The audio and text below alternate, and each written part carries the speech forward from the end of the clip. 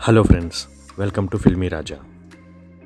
Ram Genelia hero హీరోయిన్లుగా Srinu Vaitla direct చేసిన entertainer Ready release అయ్యి 16 ఇయర్స్.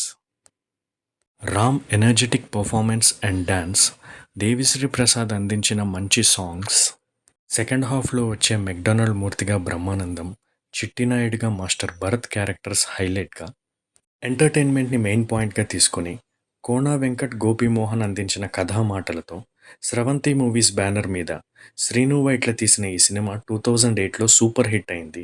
స్టేట్లోని మెయిన్ సెంటర్స్లో 100 డేస్ ఆడింది.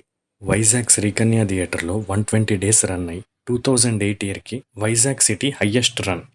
గుంటూరు టౌన్లో 2 థియేటర్స్లో 50 days, Hollywood 50 days, Keerthana 105 days, Vijayawada అలంకార్లో 105 డేస్, ఊర్వశి ఐనాక్స్లో first 50 days film, Hyderabad Narayanaguda Shanti, Gaddi Annaram Ganga theatre 105 days.